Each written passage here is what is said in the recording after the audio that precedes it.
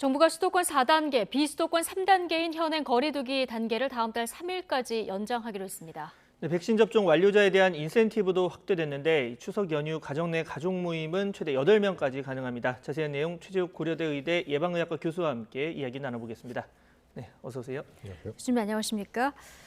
자, 수도권 4단계, 비수도권 3단계 현행 거리두기가 10월 3일까지 한 달 더 이제 연장되는 것으로 결정이 됐습니다. 일부 완화된 방역 조치는 저희가 잠시 뒤에 조금 하나씩 살펴보겠습니다만은 큰 틀에서 봤을 때는 아직 거리두기를 좀 완화할 단계는 아니다. 정부가 이렇게 판단한 것 같습니다. 예, 맞습니다. 전반적으로 이번 4차 대유행이 전반적으로 감소 추세로 내려간 건 아니지 않습니까?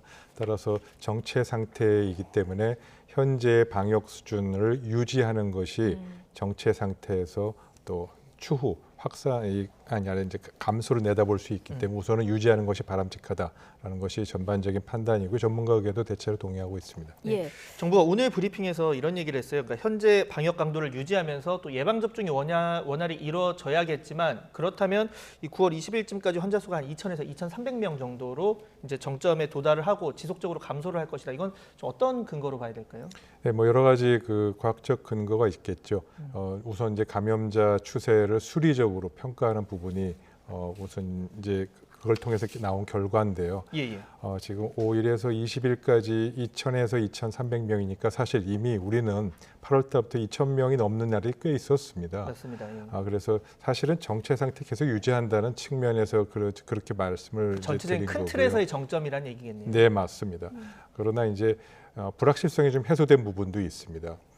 델타 변이 바이러스가 초기에 전체 확진자의 5%, 10% 초기였을 때는 이 델타 변이 바이러스의 효과를 예측하기 좀 어렵지 않습니까? 그런데 지금은 델타 변이 감염이 전체 90% 넘어서 델타 변이에 대한 감염 확산 효과를 충분히 예측 가능하게 됐습니다. 그래서 그런 것이 지금 8월 중순 이후로 이제 충분히 이제 효과라는 부분을 과학적으로 불확실성이 어느 정도 해소돼서 이 정도면은 계속 정체가 최소한 유지될 수 있고 백신 접종이 계속 가속화된다면 이런 확산세가 정체가 아니라 감소세로 기대해 볼 수 있겠다는 전망을 하는 관점에서 지금 그런 전망이 나오게 된 것입니다. 예. 자, 오늘 일부 완화된 방역 조치들을 조금 보면 수도권을 포함한 4단계 지역의 카페, 식당 영업시간 9시까지였는데 10시까지로 1시간 다시 늘렸습니다. 이게 방역도 중요하지만 그동안 어려움을 호소한 자영업자들 그 어려움 때문에 이 부분이 이제 반영되는 것으로 보이는데 이거 어떻게 보십니까? 네, 적절한 조치였다고 봅니다. 적절한 조치였다. 예. 네네. 일부 우려는 그렇게 영업 시간 다시 확대하고 또 모임도 좀 인원 제한도 풀면서 조금 더 감염이 증가될 우려도 있지 않겠느냐라는 우려도 사실 할 수 있겠습니다만 과학적 근거하에서 본다면 식당과 카페에서의 이러한 1시간 정도 영업시간을 단축한 거로 인해서 발생하는 감염 예방 효과의 크기가 얼마나 컸느냐 그 부분을 보면은 이건 굉장히 중요한 정책이다 아니면 이제 효과가 지금은 크게 많지 않겠다는 판단해 볼 수 있겠죠. 그러나 다행히 지난 한 달간 이런 식당과 카페에서의 이런 1시간을 이제 제한하는 걸 통해서 감염 차단 효과가 그리 크진 않았습니다. 지금 일부 주점 그것도 일탈 행위와 관련된 일부 주점에서의 감염 확산 사례는 있었지만 식당과 이런 부분들에서 감염 확산 부분의 효과를 고려할 때 전반적으로 이런 부분 하는 것도 방역 측면에서는 큰 무리는 없는 것으로 생각하고 있습니다. 예. 자, 좀 더 세부적으로 보면 이 사적 모임 인원도 조금 완화가 됐습니다. 기본적으로는 이제 기존과 같은데 예를 들어서 수도권 같은 경우에 이제 원래 4인 그리고 오후 6시 이후에는 이제 2인 이상, 그러니까 2인을 초과하면 모일 수가 없는 상황이었는데 이제 예방접종 완료자가 포함되면은 수도권은 이제 6명 그리고 비수도권 8명까지 이제 모임이 가능해지는 겁니다. 자, 이게 자영업자들 숨통 틔워준다는 의미가 있겠고 또 백신 인센티브 의미가 있겠고 그런데 걱정하시는 분들은 완화의 시그널을 좀 주는 거 아니냐 이런 얘기도 하고 있습니다. 좀 어떻게 봐야 될까요? 네, 맞습니다. 분명히 백신 인센티브와 또 자영업자의 경제적 어려움을 이제 숨통을 틔워주는 부분에서 분명히 필요한 조치라고 보고요. 혹여라도 이러한 부분들이 전반적인 이런 방역을 완화하는 것처럼 이렇게 좀 잘못 오해가 돼서 이 다중이용시설의 관리자분들이 좀 QR 체크든 또 입증 관리든 또 이런 단순하게 대화할 때는 마스크를 쓰고 계셔야 되지 않습니까? 예. 이런 부분이나 환기에 대한 부분은 정말 잘 지켜주시는 것을 꼭 전제로 하고 있다는 점을 반드시 말씀 다시 드리고 싶고요. 예. 그러한 부분들 반드시 잘 현행 기준들이 잘 지켜지고 그러한 상황에서 참여하시는 분들도 시민 여러분께서도 적극적으로 이런 방역에 협조해 주시고 특히 이제 사실 많이 우려하시는 것 중에 하나가 그거 아니겠습니까? 이 백신 접종을 지금 했다라는 것을 확인을 하는 과정 그러니까요. 자체에서 어떻게 확인을 해야 되는지. 네, 그 점이 좀 우려하시는 것 같은데요. 예. 백신 접종 아마 맞으신 분은 알겠습니다만 1차 접종, 2차 접종 맞으면 바로 지금 우리 QR 코드처럼 바로 접종 확인을 이 휴대폰에서 다 받을 수 있으십니다. 그래서 금방 볼 수 있거든요. 거기에는 1차만 맞았는지 최종적으로 맞았는지도 확인이 되나요? 다 확인됩니다.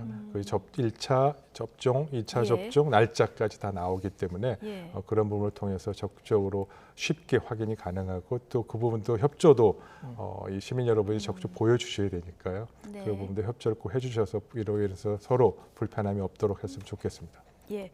자, 그리고 올해 특히 또 궁금했던 것이 추석에 가족들이 어느 정도 규모로 모일 수 있을 것인가 궁금했는데 접종 완료자 4명이 들어가게 되면 최대 8명까지 모일 수 있게 이렇게 조정이 됐습니다. 자, 일단 많이 모일 수 있는 건 좋은데 이동량은 늘어날 수밖에 없어서 또 걱정하시는 분들도 있는데 어떻게 보십니까? 예, 맞습니다. 지난 그 8월 연휴 기간이 포함된 8월 한 달 동안에 수도권에서의 이동량 증가와 비수도권에서의 이동량 이 상황에 따라서 감염이 비수도권으로 확산됐다가 다시 수도권으로 전파되는 이런 양상을 보이지 않았습니까? 따라서 이번에 추석 연휴 기간 동안에 가족 모임이 백신 접종 완료자 4분을 포함해서 8명까지 가능하기 때문에 네. 일정 부분 이 수도권에서 비수도권으로 이동은 증가할 수밖에 없습니다. 또 그러한 이동 증가와 맞물려서 감염이 확산되거나 좀 다소 비수도권에서 감염이 증가될 우려는 분명히 있는 것이 사실입니다. 따라서 이러한 부분들에서 그 방역 당국도 얘기했습니다만 네. 예방 접종자가 반드시 좀 가족 간에 이 완료가 된 분 위주로 좀 만났으면 좋겠다는 점 다시 한번 강조드리고 싶고요. 예, 특히 고위험군인 어르신 중에 백신 안 맞으시는 분들이 계시잖아요. 맞습니다. 예, 바로 그 점이 굉장히 중요한데요. 예. 가족분 중에서 혹시 특히 고령자 혹은 기저질환, 당뇨나 고혈압이나 이런 기저질환을 갖고 있는 분들이 백신 접종을 안 맞으신 분이 있다면 설사 다른 분이 4명 백신 접종 맞은 4명이 있다 하더라도 접촉을 좀 제한해 주시거나 방문을 안 해주시는 것이 가족의 건강을 지키는 길이라고 생각합니다. 그 부분을 좀 다시 한번 좀 꼭 강조하고 싶습니다. 알겠습니다.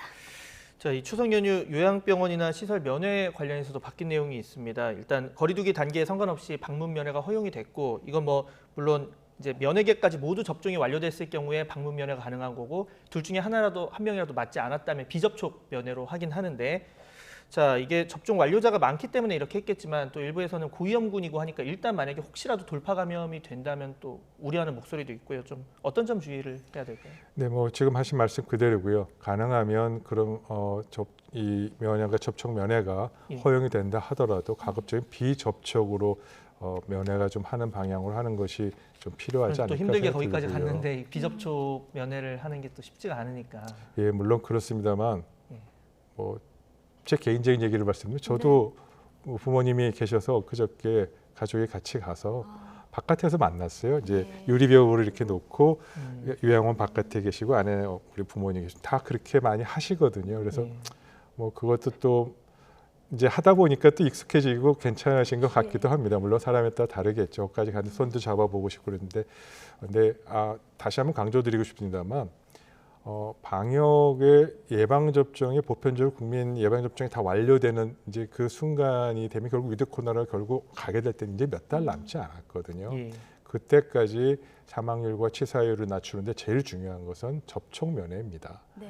그래서 돌파 감염도 있기 때문에 가능하면 물론 뭐 필요한 경우는 환자분이나 요양원에 계시는 분이나 방문자 모두 접종 완료했을 때는 불가피하게 접촉을 할 수도 있겠습니다만 그러한 부분 요양병원과 이 보호자의 동의하에 가능한 비대면으로 하시는 것도 좋을 것 같다 생각해 봅니다. 예. 언제쯤이면 아픈 부모님 손잡고 이렇게 위로해 드릴 수 있을까 참 기대를 해봐야 되긴 하는데 이번까지는 가능하면 좀 비대면으로 면회를 해달라. 자, 이런 당부 말씀도 주셨습니다. 자, 오늘 발표 내용 중에 또 눈에 띄는 내용이 있는데 예비 부부들 그동안 불만이 굉장히 큰 부분이었어요. 결혼식 참석위원이 99명까지 이제 늘어나긴 하는데요. 대신에 조건이 붙었는데 이제 식사를 제공하지 않는다 이런 조건이 붙었거든요. 네. 자, 아무래도 식사를 안 하게 되면은 99명까지 늘어도 뭐 괜찮다고 보십니까? 네, 뭐 그 점은 뭐 최소한의 그런 방역을 예방하는 것을 전 담보하는 가운데서 좀 필요한 조치라고 봅니다. 예.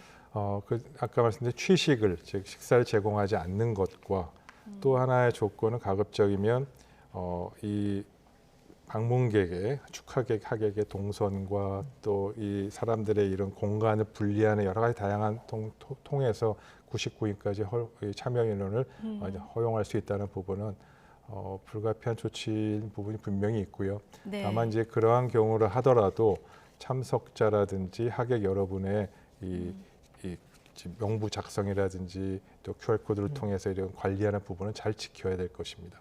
네. 자, 이번 방역 대책 보면 뭐 일부 불합리했던 부분 해소하면서 동시에 이제 가장 강조한 부분이 백신 접종 인센티브 확대입니다. 아무래도 인센티브가 있어야 이제 접종을 빨리 받을 테니까. 그런데 지금 상황에서 뭐 실효성이 좀 어느 정도 있을지 이번 좀 대책, 그러니까 효과가 더 있을지 아니면 잘못된 시그널이 더 클지 이런 부분 좀 평가를 해주신다면요. 백신 접종 인센티브를 하는 것은 분명히 긍정적인 효과가 있습니다. 이미 네. 나타나고 있다고 봅니다. 지난 6월, 7월만 해도 백신 접종을 좀 주저하시는 분이 상당히 많았습니다만 8월 들어서 백신 접종을 막고자 하는 사람들이 훨씬 더 접근성과 이 국민들의 우려가 적어졌지 않습니까? 예. 그래서 지금 이러한 인센티브를 통해서 백신 접종을 독려하고 참여를 하는 부분 긍정적인 매우 효과가 있다고 보고요.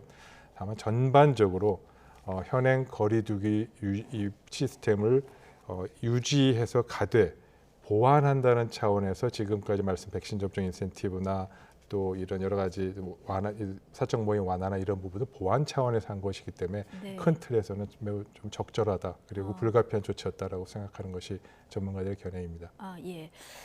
자, 그런데 이제 추석이 한번 이제 고비가 되지 않을까 지난번 휴가철에서도 저희가 우려를 했습니다만 그런 우려도 좀 나오는데요. 추석 연휴 겹치면서 대규모 이동이 한번 있으면 수도권 이외에 다시 지방으로 확산될 이럴 가능성은 크지 않을까요? 지금 백신 접종률이 올라가고 있는 점 감안하면. 근데 뭐 예. 이동량의 관점에서 보면 네. 확산될 가능성 분명히 있죠. 그러나 동시에 추석 연휴까지 앞으로 한 3주 정도, 2, 3주 남지 않았습니까? 네. 백신 접종은 분명히 증가할 거고요. 현재 백신 접종 9월 3일 기준으로 32.7%가 2차 접종을 완료했습니다. 그래서 2차 접종을 완료한 사람이 늘어나면 늘어날수록 감염 예방 차단 효과도 있고 또 위중증 효과는 뭐 정확하게 위중증 예방 효과가 있기 때문에 그러한 효과와 맞물려서 이동으로 인한 확산 효과는 어느 정도 컨트롤이 될 수 있겠다라는 점도 고려해 봐야 됩니다. 따라서 이동에 대한 부분을 좀 우려하되 그런 이동을 전면적으로 푸는 것보다는 그런 부분을 어쩔 수 없는 상황에서 유지하되 이런 백신 접종을 통해서 이동에 인한 확산 효과를 제어하는 이런 방향을 기대해 보는 것이 지금은 또 합리적인 선택이지 않을까 싶습니다. 네, 교수님, 지금 나온 내용 중에서 하나 눈에 띄는 부분이 최근에 이제 뮤 변이에 대한 관심이 조금 높아졌는데요. 국내에서도 5월, 6월, 7월 이렇게 3건이 뒤늦게 이제 확인이 됐다는 거예요. 이거 어떻게 봐야 될까요? 네, 우리나라에서도 이제 뮤 변이 바이러스가 나타났다는 점에서는 뭐 어쩔 수 없이 뭐 예측 가능했던 부분이고요. 예. 다행히 그 뮤 변이 바이러스가 검역 과정에서 확인이 추후 이제 나중에 됐다는 확인, 다행히 예. 국내로 지역사회로 감염 전파가 안 돼서 차단됐기 때문에 그 점 매우 큰 다행이고요. 아직까지 뮤 변이 바이러스에 대한 과학적 정보가 불충분합니다. 예. 뭐 예를 들어 감염력이 델타 변이보다 높은 건지 낮은 건지 치사율은 어떻게 되는 건지에 대해서 지금 전 세계적으로 조사가 진행되고 있어서 예. 그러한 부분들에 대해서 조사 결과를 토대로 공정보건학 조치가 어떤 부분이 더 필요한지를 나중에 알게 될 것이고요. 현재 단계에서 우리나라에서 가장 필요한 조치는 좀 아까 5월, 7월 거기처럼 사례처럼 검역 단계에서 충분히 이 부분을 확인하고 설사 이제 전 세계는 다 서로 통하는 사회 아닙니까? 그렇죠. 어쩔 수 없이 예. 이동해서 언젠가 결국 들어올 수밖에 없습니다. 그래서 검역 단계에서 철저하게 걸러질 수 있도록 확인될 수 있다는 절차를 잘 유지하는 것이 가장 중요합니다. 예. 교수님 뭐 말씀하신 것처럼 5월, 6월, 7월 이렇게 국내 입국 과정에서 이제 나타났다면 혹시 그러니까 지금 뭐 변이 바이러스를 전부 다 검사를 할 수 있는 건 아니니까 그 사이에 지역사회에 조금이라도 뭐 퍼지지 않았을까 이런 우려는 지금 하지 않아도 되는 겁니까? 어떻습니까? 예, 하지 않으셔도 됩니다. 물론 만일에 이 퍼져서 나가는 가능성은 이제 검역된 걸러지지 않고 지역사회에서 나중에 추후 진단이 되고 그 진단된 것이 이미 또 그 일부 퍼졌다 이런 경우는 있을 수 있겠습니다만 그렇지 네. 않도록 하기 위해서 지금 검역에서 격리를 철저히 하고 거기서 최종적 검사와 여러 번 확진 검사 통해서 확인하기 때문에 그분 걸러질 수 있는 부분이 충분하다고 봅니다. 예, 알겠습니다. 그런데 뭐 전파력이라든가 위중증률로 가는 비율 이런 거 지금 아무것도 데이터가 뭐 완벽하게 수집된 것이 없기 때문에 델타 변이 때도 우리가 경험했지만 초기에 조금 이렇게 엄격하게 대응할 필요는 있겠다 이런 생각은 들고요. 교수님 그리고 다음 주부터 등교 확대가 이루어집니다. 교육부는 이제 학교가 상대적으로 안전하다 자, 이렇게 판단하고 있는 것 같아요. 네, 물론 그런 측면이 분명히 있습니다. 네.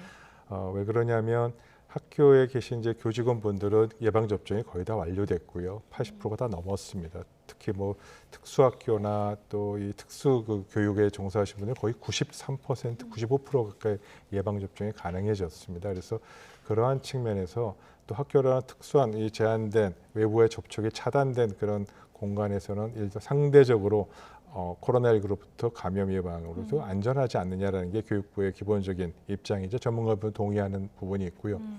어찌됐건 지금 현행 기준으로 이 학교 수업을 탄력적으로 등교를 운영해 나가되 상황에 따라서 등 전체 재적 인원의 3분의 1, 2분의 1, 또 3분의 2, 고3의 경우는 이제 전면 100% 등교를 하는 방식으로 해서 좀 운영을 네. 등교를 하고 있기 때문에 이 점은 상황을 좀 들여다보면서 판단을 해도 좋지 않을까 싶습니다. 예, 교수님 하나만 더 관련해서 여쭤보면 지금 12에서 17세 청소년군 예방 접종 이제 4분기부터 하겠다 이렇게 얘기가 나오지 않았습니까? 근데 지금 최근에 보면은 크고 작은 여러 가지 이상 반응들도 나오고 있는 상황이라 청소년의 경우에 접종했을 때 득과 실을 조금 더 따져봐야 된다 이런 목소리 여전히 나오거든요. 어떻게 보십니까? 네, 현재까지 이런 청소년 12세에서 18세까지입니다. 청소년에서 예방 접종 부분에 있어서의 과학적 근거들은 즉 부작용에 대한 확증이 충분히 어느 정도 확보됐다라고 봐도 될 것 같습니다. 예. 그러한 측면에서 봤을 때 백신 접종으로 인한 감염 차단과 예방 효과 그리고 또 혹여 있을지 모르는 부작용에 대해 득과실 따져보면 이 백신 접종을 하는 것이 훨씬 더 공중보건학적으로 또 접종자에게 우리 사회에 미치는 득이 훨씬 크고요. 거기서 혹여 발생하는 부작용도 일반적으로 백신을 맞지 않았을 때 발생하는 일반 질환의 발생률과 거의 큰 차이가 없기 때문에 이분은 여전히 득과 실의 관점에서는 득이 훨씬 크다라는 점을 우선적으로 말씀드리고 싶고요. 예. 그런 것에도 지금 골라져 있는 지금 추진하고 있는 백신이 제한적으로 최종적으로 안전하고 검증된 그런 제품으로 백신 접종을 지금 추진하고 있는 것이라고 이해하고 있습니다. 예. 자 교수님, 이 백신 접종 관련 구체적 이 사례 하나 좀 여쭤보겠습니다. 부산에서 유통기한 지난 이제 코로나19 백신을 맞은 사례가 있었어요. 이게 유통기한은 지난달 27일까지였고 이제 접종 날짜는 29일 그리고 30일이었습니다. 그리고 이분들이 이제 접종을 받은 뒤에 뭐 복통이라던가 또 뭐 몸살 이런 걸 호소를 했는데 가장 궁금한 게 이걸 것 같아요. 이게 유통기한 지난 걸 맞아서 그런 건지 아니면 원래 백신을 맞으면 이제 나타나는 증상인데 그런 건지 이 부분 좀 어떻게 이게 딱 명확히 갈릴 수가 있는 겁니까? 가늠하기 어렵습니다. 지금 화이자 백신 접종 후에 이틀 후, 3일 후에 접종하면서 나타난 이제 좀 부작용 증상이 복통이 있고 여러 가지 불편한 증상이 있다고 말씀하신 그런 오접종에 대한 이제 증상 사례가 보고됐는데 통상적인 백신 접종 후에 나타난 증상하고 사실 큰 차이가 없고요. 또 지금까지 백신 임상 시험 하면서 또 화이자 백신 받은 전 세계 수억 명이 맞지 않았습니까? 그런 수억 명의 백신 접종 후에 보고 사례 중에서 임상 날짜가 하루 이틀 지난 부분들에 대한 오접종이나 그로 인한 부작용 사례가 특별히 보고된 게 없습니다. 그래서 아직은 뭐 큰 걱정은 좀 안 하셔도 될 것 같고요. 처음에 임상을 할 때 유통기한이 살짝 지난 상황도 이제 접종을 해보고 그에 따른 부작용 같은 것도 좀 모니터링을 하는 건가요? 그럼요. 예, 그래서 최적의 접종 기간 날짜를 언제하면 좋겠다. 언제까지 보관했을 때 다 그걸 조사해서 하게 됩니다. 그렇군요. 네, 지금까지는 뭐 하루 이틀 지났을 때 부작용이 보고된 게 없기 때문에 크게 불안해하실 필요는 없다. 네. 알겠습니다. 자, 최주일 고려대 의대 예방의학과 교수와 함께했습니다. 오늘 고맙습니다.